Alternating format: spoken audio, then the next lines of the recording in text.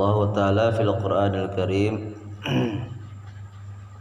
A'udzu billahi minasyaitonir rajim. Bismillahirrahmanirrahim.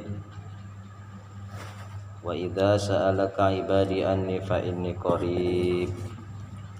Ujibu da'watad da'i idza da'ani falyastajibu li wal yu'minu bi la'allahum yarshudun. Anna dzikra urqut tariq wa mutahut tahqiq wasilahul muridin wa mansyurul wilayah kama qala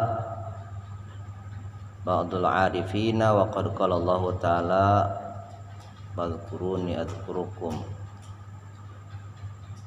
Sadaqallahu wa sadaqa Rasulullah sallallahu alaihi wa alihi wasallam. Ketika kita berdoa, itu doa yang kita panjatkan merupakan perintah dari Allah, perintah untuk berdoa. Ketika Allah perintahkan kita untuk berdoa, kewajiban kita untuk meminta dan bukan kewajiban harus mendapatkan.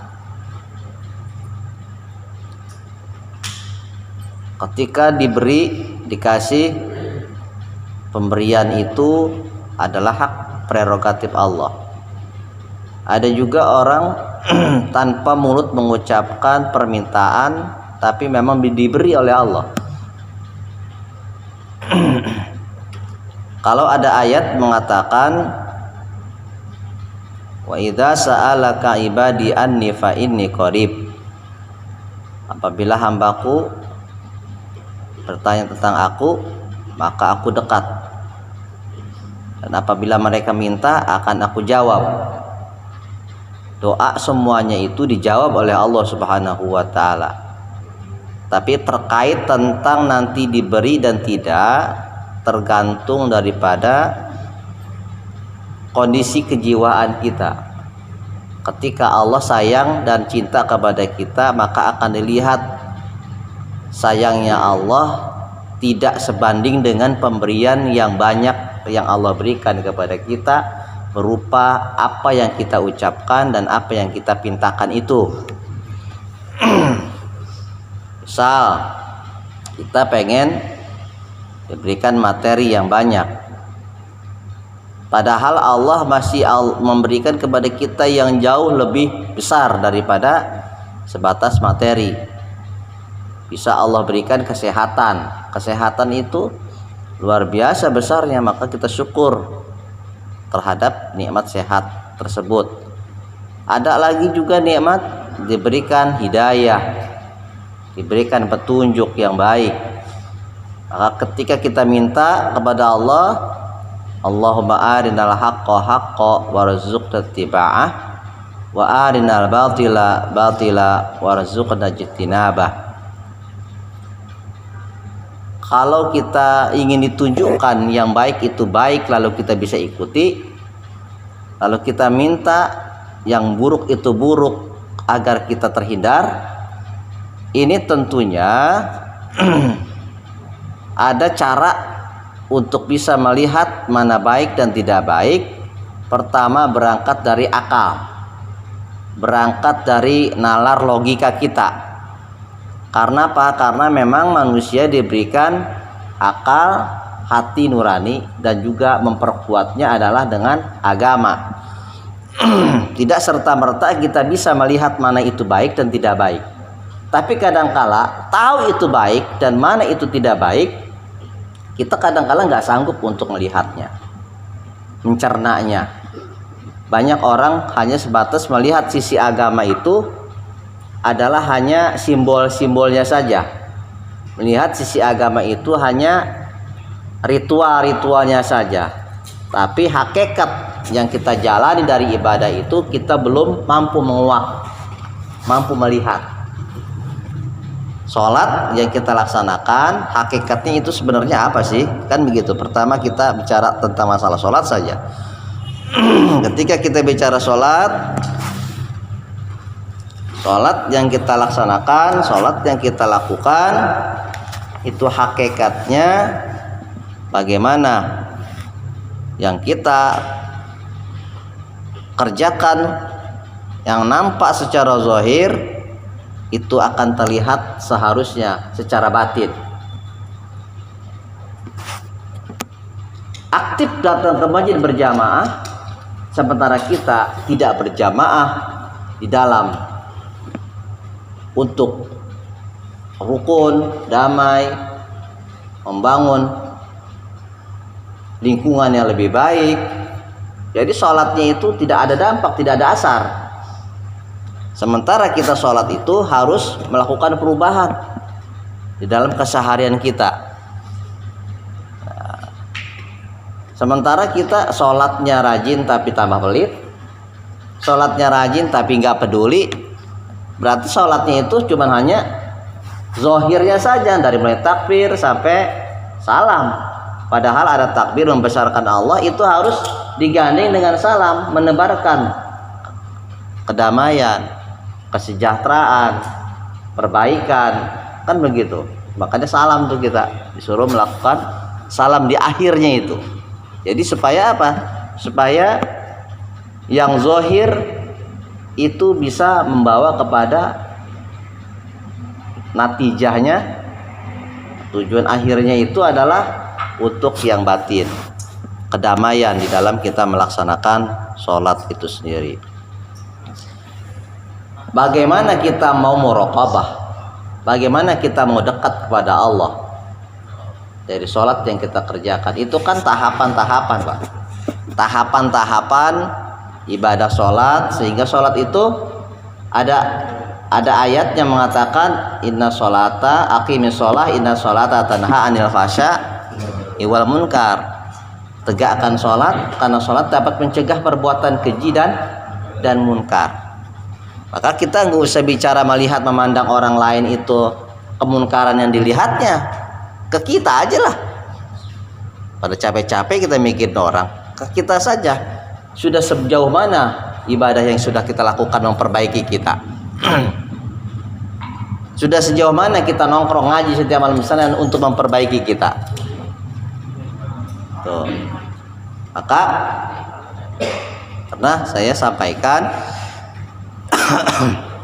untuk punya label orang yang dekat sama Allah itu kan kalau sekolah lulus S1 mau titelnya itu SPDI misalnya kan, SAG, SH, level magisternya misalnya S2 misalnya ya MPD kalau pendidikan yang linear lah, dari mulai dia SPDI, MPD gitu kan, linear tuh, supaya nanti gampang dapat honoring, gampangan cepetan tuh kan, lebih gede. Ataupun juga dia S2 nya ngambilnya apa, manajemen paling motor tuh misalnya, terus doktor dan sebagainya. Itu kan titel penyandangan kita. Ketika itu kita dalam pandangan Allah yang sudah dapat makom muraqabah itu bisa disebut dengan kewalian. Kewalian itu pakai dua cara. Kayak model sekolah ini kan sekarang kan gampang nih. Ada jalurnya normal, ada jalur lewat belakang. Jalur lewat belakang udah asal punya duit. Yang penting mah kompertais. Ada lagi jalur umum, jalur yang biasa ditempuh dilalui, ikut kuliahan. Kuliah pun juga ada dua cara. Ada kuliah yang zaman-zaman tahun 90-an di sana, dari mulai Senin sampai Sabtu itu kuliah. Mulai semester ke tingkat 3 baru mulai agak kendoran. Bisa 3 kali dalam 1 minggu, 1 pekan.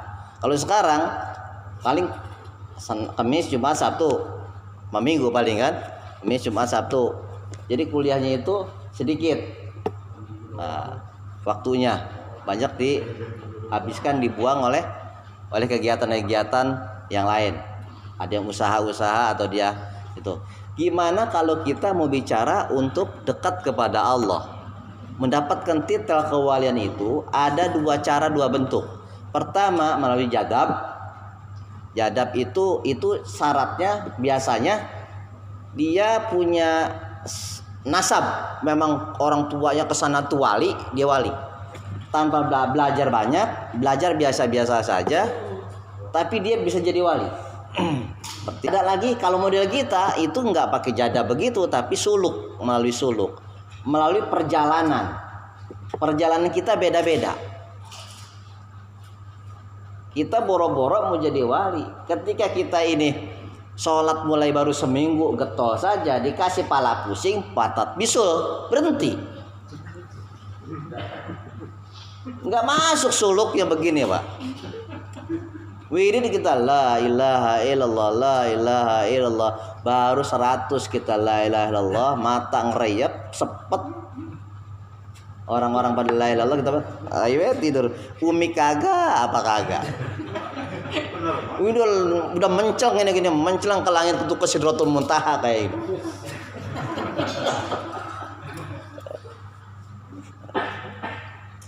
Harus terus kita tempuh perjalanan itu.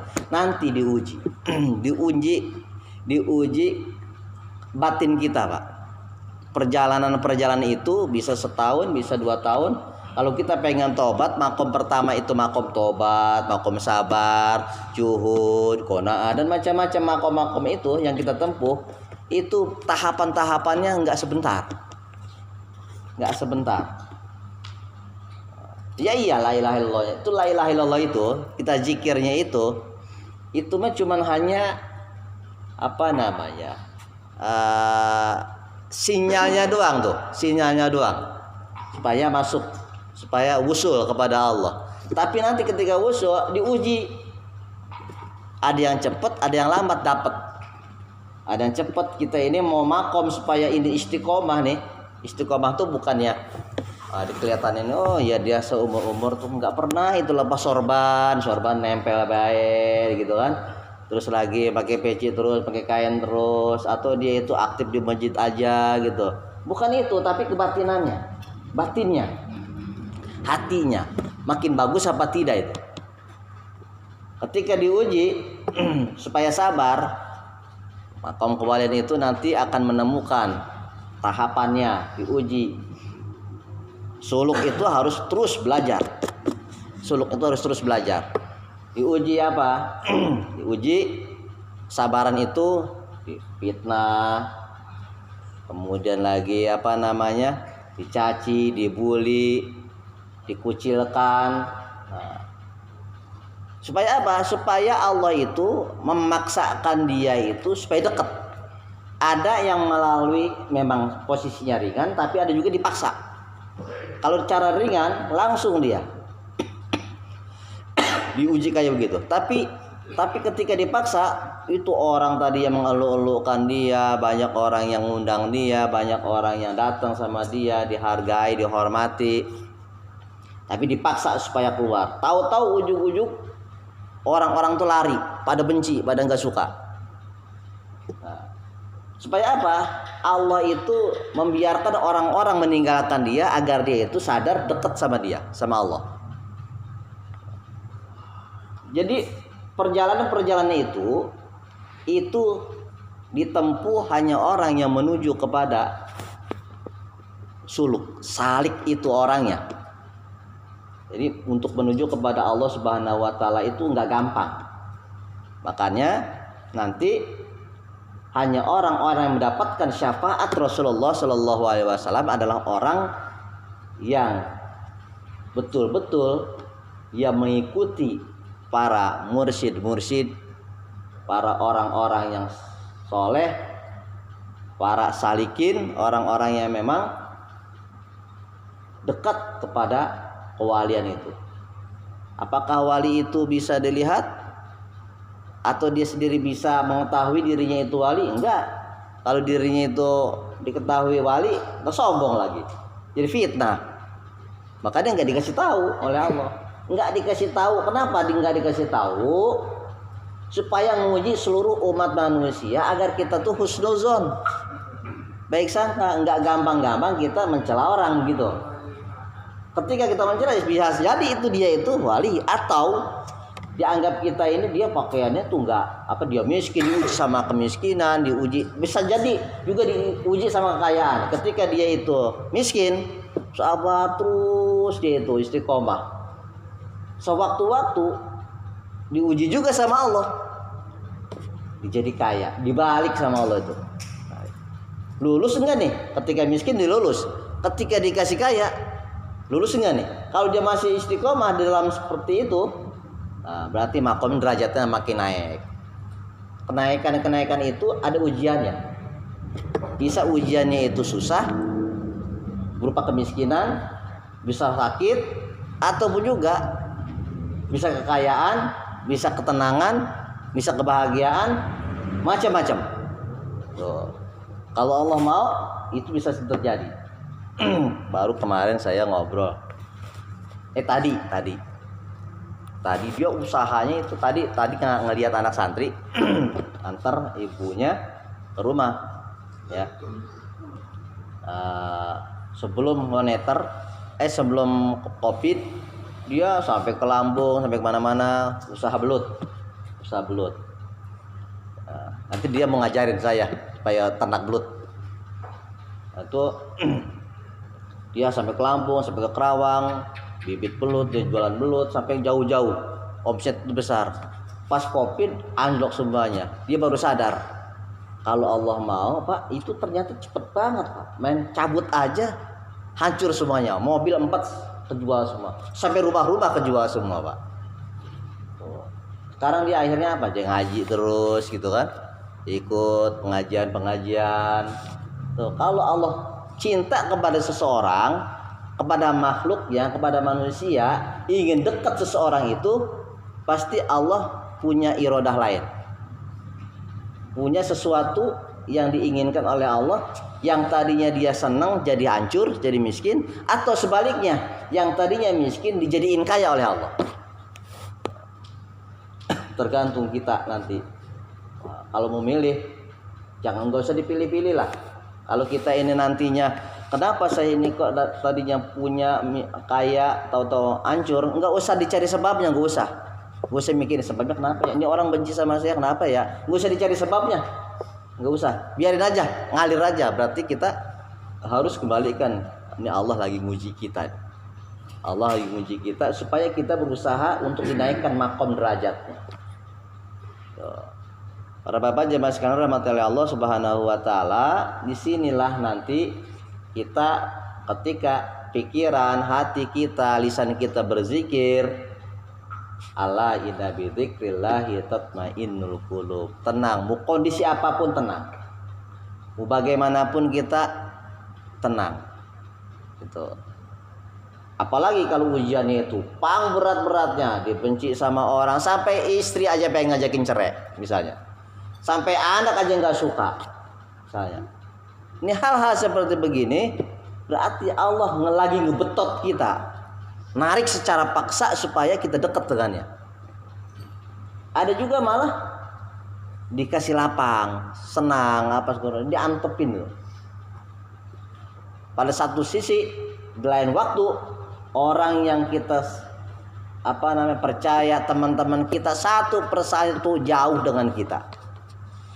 Kalau udah jauh kayak model, biarin, gak usah cari sebabnya. Kita sedang diuji oleh Allah Subhanahu wa taala agar kita jauh lebih baik lagi, dan makom itu sedang berupaya ditingkatkan, ditaikkan oleh Allah Subhanahu wa taala. Itulah ya. Nah, itu proses perjalanan orang yang sedang menuju suluk ya, itu diuji. Tapi kalau yang namanya jadab, itu dia sudah nyilem langsung, nggak perlu proses-proses lagi, dia langsung. Bahkan kadangkala di luar adat kebiasaan. Bahkan ada orang juga yang adat kebiasaan ini orang menabrak adat, menabrak tradisi, kemudian cara berpikirnya juga berbeda. Nah, udah biarkan itu. Kenapa? Bisa saja dia itu sedang menuju kepada mendekatkan diri pada Allah Subhanahu wa taala. Nah, kewalian itu enggak dibuka oleh Allah, dirahasiakan. supaya kita ini baik sangka terus pada siapapun, kepada makhluk. Kalau kita buruk sangka, jelek sama orang, berarti kita sedang berburuk sangka kepada Allah Subhanahu wa taala. Itu aja. Ya, kita kadang kita berbuat dosa ini ya, kita kembalikan kepada istighfar, minta ampun. Kadang bukan orang yang baik itu yang dia yang kayaknya bersih aja sehari. Dosa, istighfar lagi, mohon ampun lagi, dosa, mohon ampun lagi. Kan nggak terasa tuh. Ada suka ghibah, suka ngomong orang, kita istighfar, astagfirullahaladzim, kita balikin lagi, minta ampun lagi pada Allah. Nah, maka perbedaannya kalau model kita zikirnya, wiridnya itu mengikuti torikonya Abi Hasan Asajili, itu udah langsung Abdul Dzikri fa'lam annahu la ilaha, langsung la ilaha illallah. La ilaha illallah itu supaya mengimankan kembali kitanya yang nggak terasa mungkin ada kekafiran yang kita lakukan. Kita ke bawah sama teman ngomong ini, wah ini kafir nih. Kita sesama muslim mengkafirkan, bisa berbalik kepada diri kita sendiri kafir itu. Karena nggak boleh kita saling mengkafir. Makanya di dalam benak pikiran saya mana? Ya, firqah yang ada itu kan hasil produk. Hasil produk ulama dalam berpikir. Ada Ahlus Sunnah wal Jamaah, Abu Mansur Abu Musa al-Asy'ari, Abu Mansur al-Maturidi. Berangkat pemikiran itu ketika melawan penentang dari Mu'tazilah yang sudah fanatik buta. Kemudian kepada ajaran-ajaran sebelumnya yang sudah fanatik buta. Ketika ini sudah fanatik model begitu, muncul pemahaman akidah Ahlussunnah wal Jamaah yang diusung oleh Abu Mansur al-Maturidi dan Abu Musa al-Asy'ari. Nah, supaya apa? Supaya kita ini bersatu. Ayatnya wa'tasimu bihablillahi jami'an wa la tafarraqu. Berpegang teguhlah kepada tali Allah dan jangan bercerai-berai. Enggak usah mikir lagi ini firqah apa, sekte apa. Yang penting kita bagaimana beriman kepada Allah, mengakui Nabi Muhammad sebagai junjungan kita, Al-Qur'an adalah ajaran yang kita harus ikuti. Udah, muslim.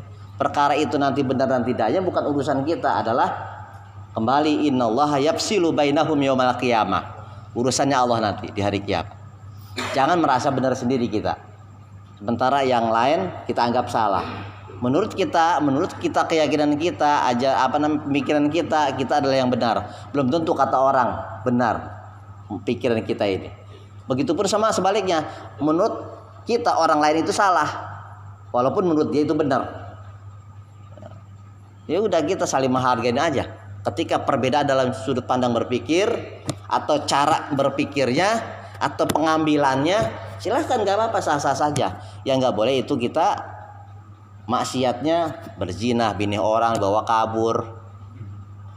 Tuh. Kemudian apa lagi? Mabok. Kemudian ngambil ayam orang, ngambil motor orang. Nah itu tuh kezaliman itu tuh yang gak boleh. Ada masjid, ada gereja dibakarin sama kita, orangnya diusirin. Ada orang Syiah diusir, orang Ahmadiyah diusir. Nggak boleh yang model begitu. Ajaran Islam tidak mengajarkan demikian. Udah, serahkan kalau urusan hukum positif, hukumnya zahir sama pemerintah aja lah. Tapi urusan kita adalah bagaimana mengajarkan ajaran Islam yang rahmatan lil alamin. Jadi kita kan mayoritas nih, katanya penduduk ini Hambulu ini mayoritas, Pondok Udik ini mayoritas yang Ahlus Sunnah wal Jamaah. Tunjukkan sama kita bahwasanya kita itu punya adab, punya akhlak, supaya dia tersentuh balik lagi pun tidak dipaksa atau karena unsur ketakutan gitu loh. Nggak usah. Ajaran kita ini ajaran yang paling baik, akhlak kita tunjukkan akhlak yang baik. Sementara di mana-mana mayoritas tapi mengusir orang, kemudian menjustifikasi, kemudian mempersekusi, lalu dia diusir. Nah, sementara kita mayoritas tapi akhlak kita tunjukkan yang baik. Supaya apa? Orang itu yang menurut kata kita adalah menyimpang bisa kembali. Begitu, Pak. Ini mah enggak, malah dia mau bakar-bakar apa segala rupa, itu enggak diajarkan dalam Islam. Seperti itu. Ya.